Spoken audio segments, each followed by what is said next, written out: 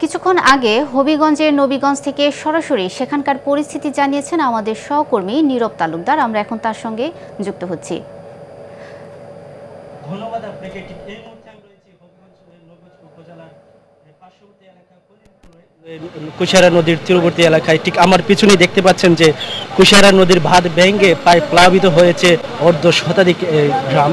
ঠিক এই ভয়াবহ দৃশ্য দেখতে পাচ্ছেন। ঠিক আপনার এই মুহূর্তে টানা বৃষ্টিপাত ও উজান থেকে নেমে আসা পাহাড়ি ঢলে নবীগঞ্জ উপজেলার বন্যার পরিস্থিতি ভয়াবহ রূপ ধারণ করেছে। কুশিয়ারা বিভিন্ন নদীর তীরবর্তী প্রায় 5 শতাধিক গ্রাম সহ উপজেলার নিম্নাঞ্চল প্লাবিত হয়েছে।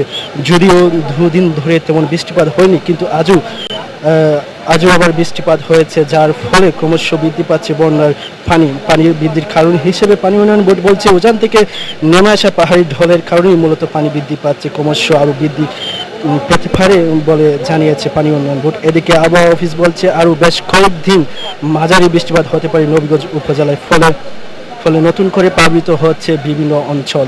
উপজেলার প্রায় 50,000 মানুষ হারিয়েছেন তাদের জীবনের শেষে সম্বল ভিটেমাটি। এছাড়াও প্রায় 1.5 লক্ষাধিক মানুষ বিভিন্নভাবে ক্ষতিগ্রস্ত হয়েছেন। সবচেয়ে বেশি ক্ষতিগ্রস্ত হয়েছে কৃষি, মৎস্য খাত এবং সব বিভাগের প্রায় 20 কোটিরও অধিক ক্ষতি আশঙ্কা করা হচ্ছে। এদিকে ঝুঁকির মধ্যে রয়েছে এশিয়ার বৃহত্তম নবগঞ্জ বিবিয়ানা গ্যাস ফিল্ড পার্কুল বিদ্যুৎ কেন্দ্র।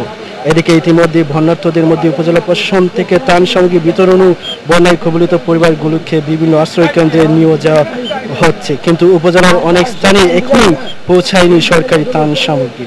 এদিকে একটি বিষয় লক্ষণীয়, সেটি হচ্ছে সরকারি ত্রাণ সামগ্রীর পাশাপাশি কিন্তু সামাজিক সংগঠনগুলো এবং সমাজের দানবীর ব্যক্তিবর্গ কিন্তু এগিয়ে এসেছেন ত্রাণ সামগ্রী নিয়ে। তো এই ছিল হবিগঞ্জের নবীগঞ্জ উপজেলা থেকে বন্যার পরিস্থিতি।